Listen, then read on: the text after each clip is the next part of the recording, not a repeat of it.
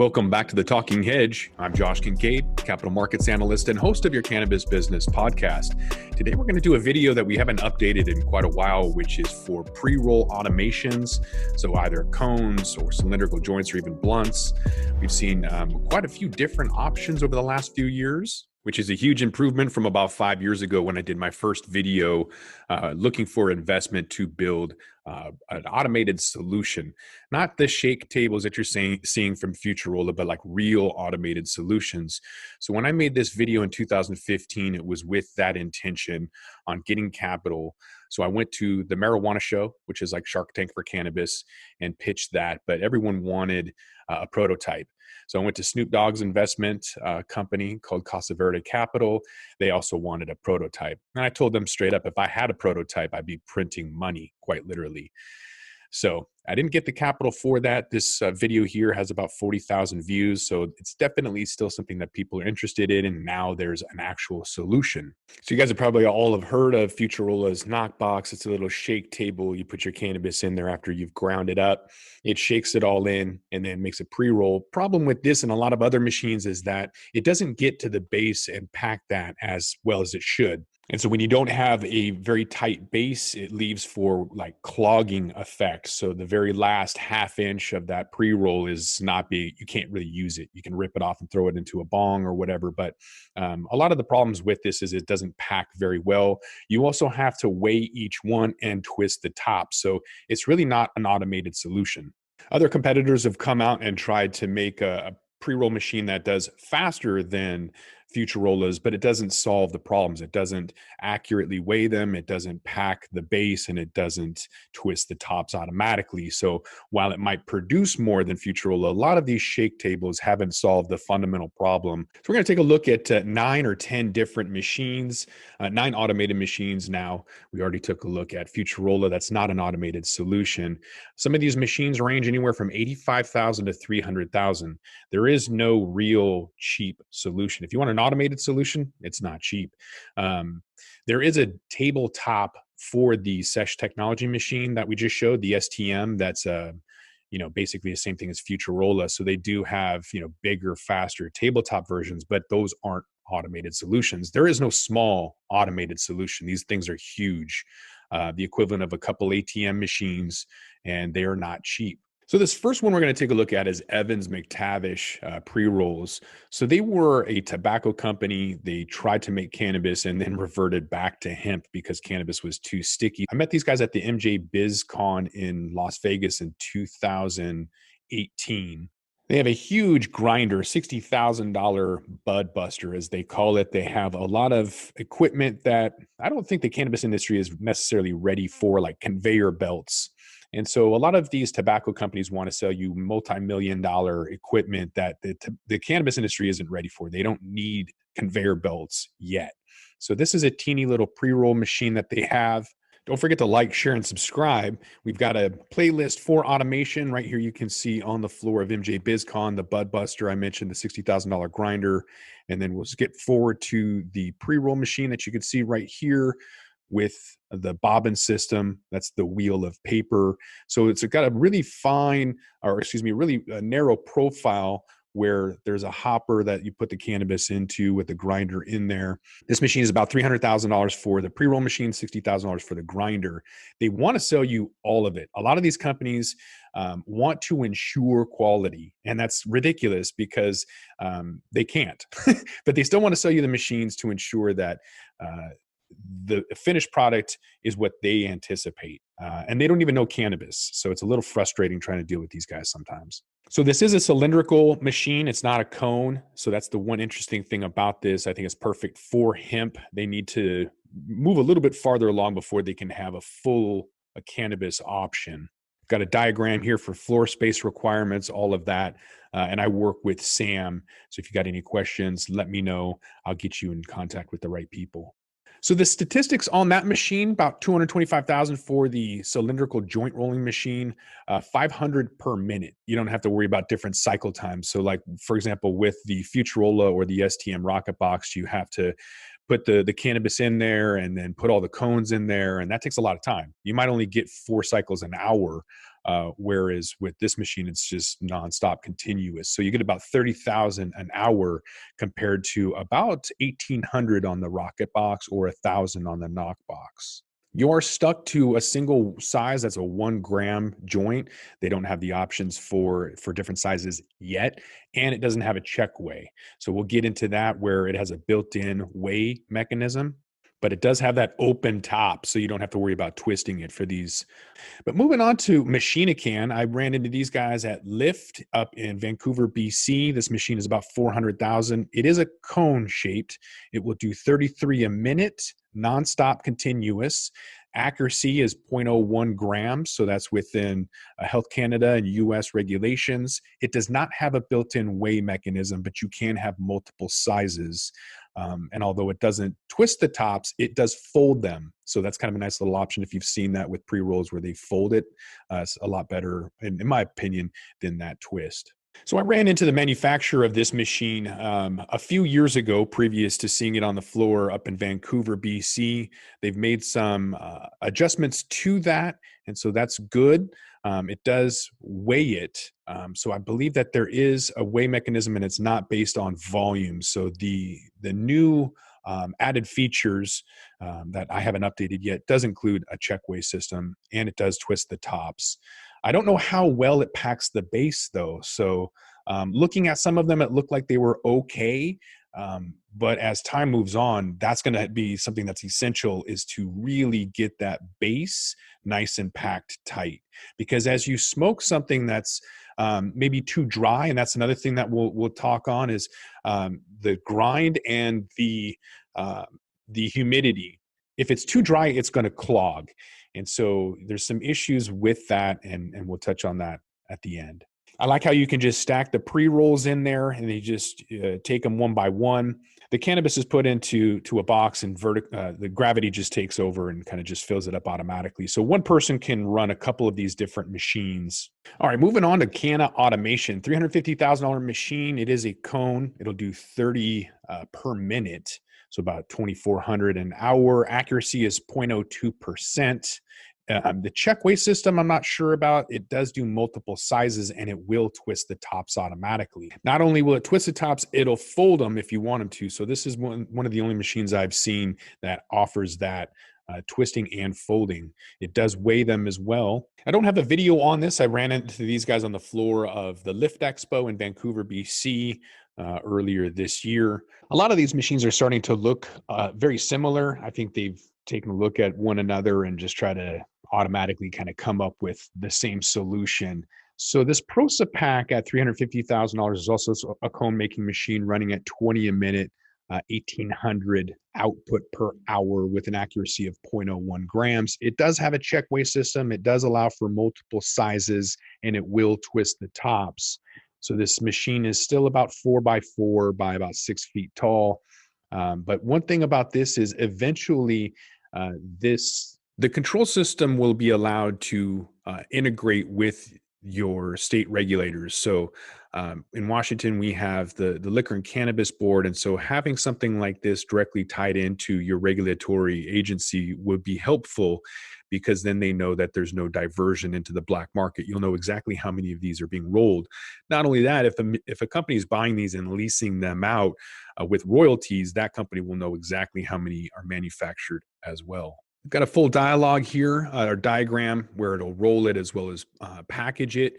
And so packaging companies or packaging machines are very, very expensive, more expensive than the rolling machines themselves. So the packaging machines start at 300,000 and go up from there. And there's no single type of packaging machine. So if you have doob tubes or tins or bags, Mylar or whatever, there's a different machine for all of those. So you have to be really, really sure what kind of packaging you want. Otherwise, you're going to be dropping another $250,000 to $500,000 on a machine. So getting something like this that has the machine and packaging together, as long as you know what you want, is a nice option. And more companies are offering packaging in addition to their rolling machines. So the next one is from Paxiom. They've been really quiet about this. I actually found out about it through the grapevine. They're being really kind of coy, just sending out emails to existing account holders, and they're not really talking a whole lot about it. But based on what I can see, that they're going to have a $300,000 pre-roll machine in the shape of a cone that'll do 60 pre-rolls a minute. And I'm not sure about what the output is going to be, or if it has a check weigh, or what sizes. I don't have any information. I just know that Paxiom is a big manufacturer. They're going to come out with one of these eventually. So Apehex is another one that I ran into at MJ BizCon, and I think Lyft as well. $95,000 machine, so incredibly affordable. It does pre-rolls at 20 a minute. And so it's based on volume, though, the accuracy. It doesn't have a check weigh system. And I'm not sure if it twists the tops or folds them either. Moving right along to the EZJ AutoRoller for $85,000. It's also a cone. It'll do 8 a minute, 8 pre-rolls a minute. Don't have much on the output or the accuracy. So we ran into these guys in Oregon at a hemp expo. And so this guy was selling his little EZJ roller to the hemp industry. So talked to him about the grinder right there at the top, has a built-in grinder and a check weigh system. The base was fairly soft, and so you can kind of see the indentation there, and it's not a really packed joint at all. So this one would be good, I think, for the hemp industry, but I wouldn't consider this machine ready to use for cannabis in the commercial scale yet. All right, I heard Green Bros is going to be making a machine. I don't have a lot of information, but they did have a banner up at MJ BizCon fourth quarter 2019. And so the price of this is going to be to be determined. It's going to be a cone shaped, but I don't know what the cycle time is, how much they're able to do per minute, or what the accuracy is. Don't have any information. So here's a video that I found online. It looks like they may have taken it down since. I'm not sure if this is a prototype. Maybe they've changed it. So you can kind of see that they're doing their own weighing system for each in particular pre-roll. And so this machine is a little bit unique with regards to how it weighs it. But it's one of those situations where the base is going to be the biggest issue. I think trying to pack cones in general at the base is difficult. So we've looked at cylindrical joints. We've looked at pre-rolls. Let's take a look at blunts, because blunts, especially in a place like California, are hugely popular. Although you can't have tobacco, you can have hemp wrapped or mint or natural unbleached white paper. So this blunt rolling machine is about $300,000. It is cylindrical. It'll do 45 per minute or 2,700 an hour. The accuracy is 0.05 grams. It does not have a check weigh system. It will do multiple, whether you want a little cigarello or a fat old, big old blunt. Does not twist the tops. It's open, just like a cigar. So this blunt machine is converted from an old cigar rolling machine. So it doesn't have a check weigh system. It does fill it based on volume. So you can have hemp wraps for this bobbin system. So it has a wheel of paper, and it takes that paper and rolls it with it. So you can do any kind of size you want. It is the size is based on volume. You can add a check weigh system, so you can have accurate weighing, and that would just be on the top there with the vertical fill. So these are highly popular in Nevada and California. Infused canarillos or cigars are a huge popular item. One of the top questions I get is, do you really need a machine to do this? And the answer is yes, automation is necessary. So when you look at the last time anybody in the United States paid a company to roll cigars, it was probably in the late 1800s. And yet we have people that have companies, 18 people making pre-rolls in Washington State. So it's incredibly unique at this point in time to not automate. I think pre-rolls are here to stay, and you can see that based on their popularity. Looking at 2017 statistics on the number of joints sold, 3.5 million in Alaska, 10 million in Oregon, 11 million for Washington. Looking at Colorado, they sold 21 million pre-rolls in 2017, 34 million in Nevada, and 42 million in California. Some of the Cannagar prices that we see are about $420 with a wholesale price of $150, but the cost of goods sold is only $20. So it kind of makes sense with this machine. terms of market capture and growth of products in each state, Colorado saw a growth of 29%, $21 million in sales at a 5% market capture, all the way down to California, 30% growth, $42 million in sales and 6% market capture. Washington had the highest market capture at 12%, totaling $68 million with 36% growth. Infused pre-rolls, however, are taking off quite a bit. And so Washington has 103% growth at only 5.8 million in sales. Now, granted, this is 2017 for fourth quarter, and that market capture was 18% in Washington. We don't have any growth statistics for Cali, but the sales were almost 12 million at 28% market capture for infused pre-rolls fourth quarter 2017. Regardless of how you get your data, whether it's headset, BDS analytics, or otherwise, you can see pre-roll sales are one of the number one products sold in terms of popularity. Concentrates are taking off, but flower is dominant. And in terms of a particular SKU, pre-rolls sell more than just about anything. If we go way, way back to 2016, pre-rolls experienced a huge growth at $158 million generated between Colorado, Washington, and Oregon. During the month of December 2016 alone, approximately 1.1 million joints were purchased, totaling 8.5 million in Washington. And the following month, joints consumption dropped to a mere 888,000 joints, generating almost 6.5 million in revenue. I love this map of Washington state. It shows each county how many joints were smoked during December of 2016. King County, where Seattle is at, had 3.2 million joints smoked, whereas Whatcom County, where I went to college up by the Canadian border, 380,000 joints were smoked. And so you can see just how popular and prevalent pre-rolls are. There's a lot of opportunities with mobile processing. You can see that you could charge a minimal fee to producers or processors for as little as 50 cents per unit rolled, or buy the machines and lease them, having a franchise or royalty at 5 cents each per unit rolled. Here's some more fun facts for Washington State. We had 10 million pre-rolls in 2016, 81 million in revenue. That weighed about 1.7 million grams and was 40 million inches long. Some competitive advantages to think about. There's an opportunity for top shelf organic strain specific product offerings that appeal to more discerning and sophisticated customers at economies of scale.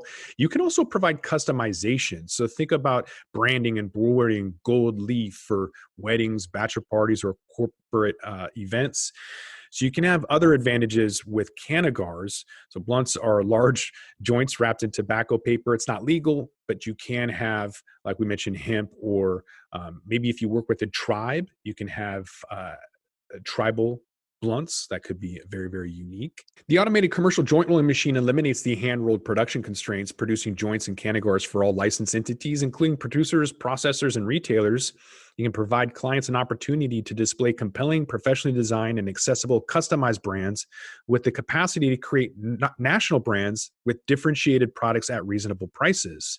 Rolling is incredibly laborious and time-consuming, requiring skills and patience, with customers seeking strain-specific options that are also underserved. Quality and consistency is a problem, and cannagars have limited production because they're extremely expensive to produce. Joints aren't easy to roll, and cannagars are even more difficult, especially if you have arthritis or physical limitations. Washington State has the highest companion pre-roll, meaning that at least 1 out of every 5 purchases has a pre-roll. So 20% of all purchases in Washington State had at least one joint. Terpenes are also trending. They're being touted more widely than ever, and the public's starting to catch on to what they are and why they matter to the cannabis experience. So consumers are aware of and interested in CBD as well. Therefore, infusing joints with terpene flavors and CBD will be essential. With the ability to automate, you can expect to see brands beginning to establish themselves as household names, especially as they go national and interstate with agreements. Having an automated solution is an opportunity to reallocate that human capital instead of manufacturing, to turn that labor into more of a marketing and distribution and sales team instead of just manufacturing. These automated commercial machines should eliminate the hand-rolled production constraints to produce joints and pre-rolls for all licensed entities, including producers and processors and retailers. As a consultant, I normally get paid for my advice, but I'll give you some free advice right now. Don't use a grinder that's made for ice cubes. A blender is made to crush ice, not cannabis. So you want to get something that's a little bit more fine, something that's made for cannabis. That's issue number one I've seen going to hundreds, if not thousands, of farms over the last 5 or 6 years. I've seen people use the wrong kinds of tools, starting with that grinder. So get an appropriate grinder. Fritch is a really good one. It's a $30,000 grinder, but you can adjust it, and it's commercial, and it's a really good grinder. After that, it needs to have the proper drying time. So before people fill it up, and I've seen them use an improper grinder and then go straight to filling without drying it in between. So it takes at least 24 hours to properly cure or dry the cannabis. So I would dry it first and then pack it into the pre-roll or whatever you're making, joints, blunts, and then cure it afterwards. Otherwise, it's going to get really dry and crispy and clog, or it's going to be too wet. If you grind it and then fill it, it needs to be a little bit drier than that. So you can dry it first, then fill it, and then cure it. We had a lot of fun in 2015. I bought 3 pounds and ground up a whole lot of weed, rolled about 1,500 joints and gave them out as business cards. One thing that I noticed is that people weren't used to smoking 1 gram joints, so they felt like it was clogged. So I had the opportunity to either educate my customer or switch marketing. If you try to educate people and then sell them on something, very, very difficult. But instead of telling people it's not clogged, it's a cigar, I just changed the name of it. Instead of calling it a joint, I called it a cigar, a mini cigar. And then people, when they would smoke it, it wasn't clogging. It wasn't a hard pull. And that's the difference between a pre-roll and a cigar, is that draw factor. The Big Tobacco has figured that out. Milliliters per minute on the draw has been perfected by Big Tobacco. Pre-rolls are a novelty. It's not going to stick around long-term because it's not the optimum shape or experience.